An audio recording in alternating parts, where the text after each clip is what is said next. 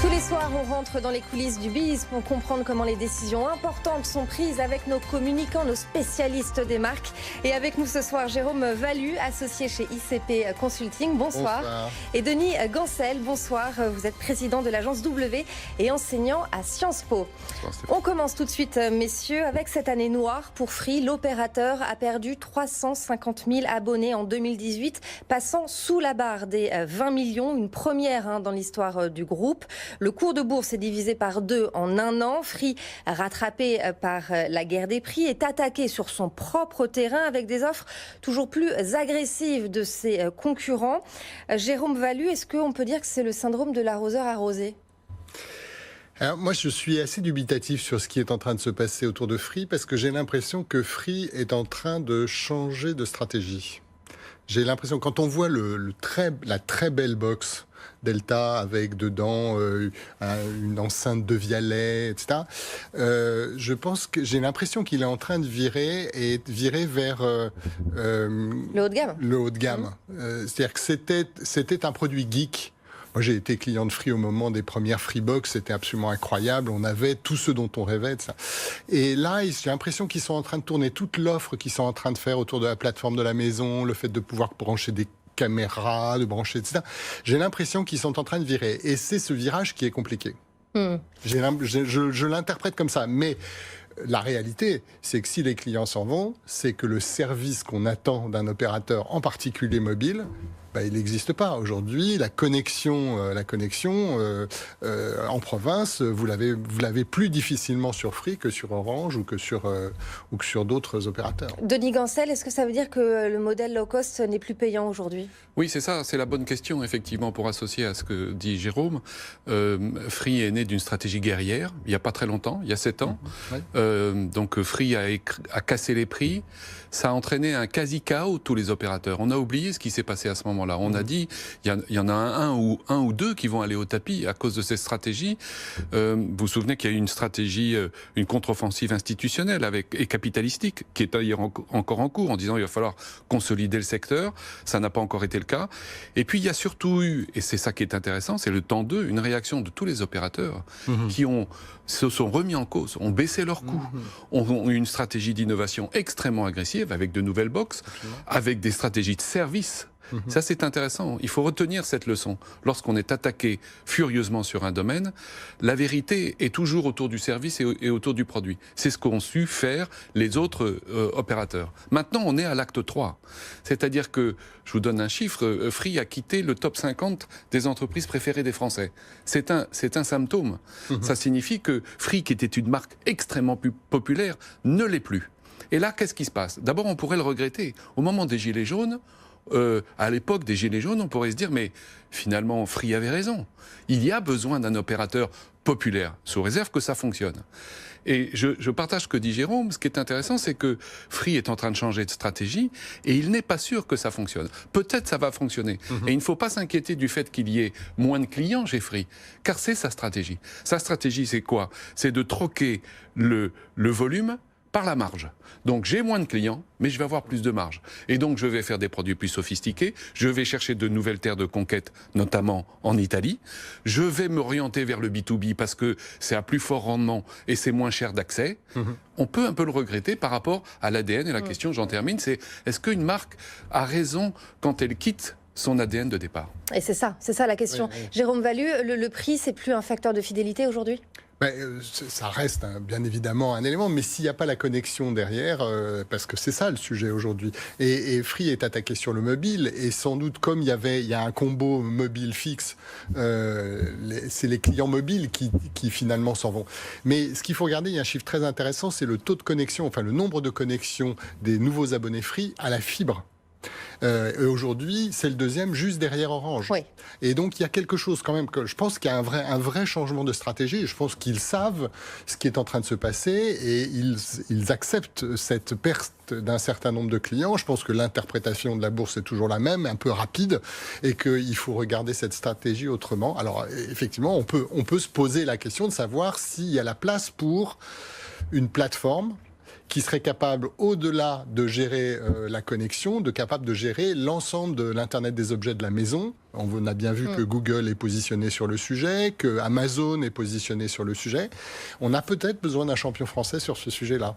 Alors Free qui veut miser désormais sur l'innovation, sur la fidélisation. Et est-ce que selon vous, Denis Gancel, la nouvelle Freebox Delta dont Jérôme parlait à l'instant, avec les enceintes de Vialet, etc., va permettre à Free de se relancer, de conquérir de nouveaux abonnés? On va le savoir. D'abord, il y a une marque qui peut nous aider à comprendre ce qui est en train de se passer, c'est le Club Méditerranée.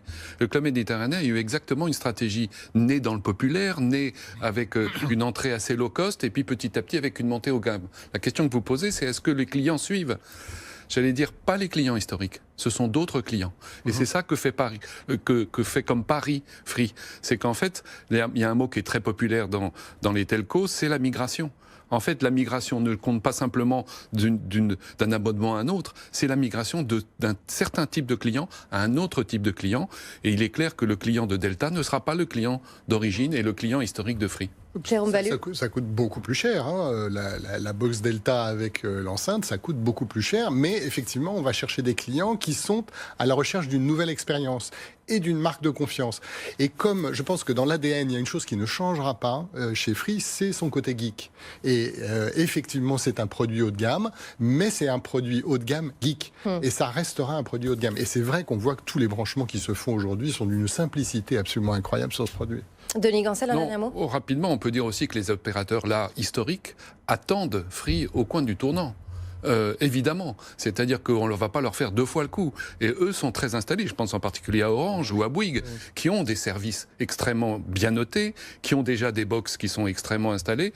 Et là, ils attendent tranquillement Free et la guerre va faire rage à nouveau. Eh bien, on suivra ça avec vous, messieurs. Autre actu dans les coulisses du BIS, c'est le patron de Boeing qui tente de rassurer clients, passagers et compagnie en pleine tourmente après le crash d'un 737 MAX 8 en Éthiopie. C'était il y a 10 jours. Denis Muilenburg a publié une vidéo de 3 minutes et une lettre pour réaffirmer l'engagement du groupe en matière de sécurité.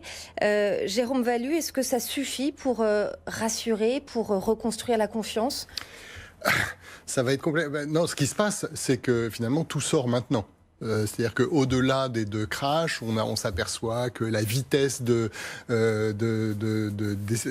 autorisations sur ce 737 MAX ont été décernées extrêmement rapidement. Il y a aujourd'hui des polémiques autour de la proximité entre Boeing et le régulateur. Bon, bref, quand il y a une crise, tout émerge.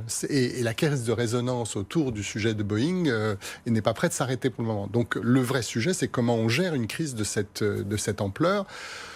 Sans doute par la transparence, sans doute par une forme d'empathie, c'est-à-dire que pour le moment, j'ai pas encore beaucoup entendu d'empathie dans la manière d'aborder ce sujet de crise, et je pense que ça manque de rythme, c'est-à-dire que une crise comme celle-là, ça se gère au quart d'heure, c'est-à-dire que finalement, on est sans arrêt en train d'essayer, de se poser des questions, de dire quelles sont les questions qu'on se pose, et puis le jour où on est effectivement en faute, et qu'on est responsable, on assume. Et donc c'est tout ce processus-là qui, à mon avis, n'est pas dans le rythme de la gestion de crise. Denis Gancel, dans son communiqué, le patron de Boeing s'excuse des défis de l'échec de la flotte, l'échec que la flotte pose à ses clients, les compagnies aériennes et aux voyageurs.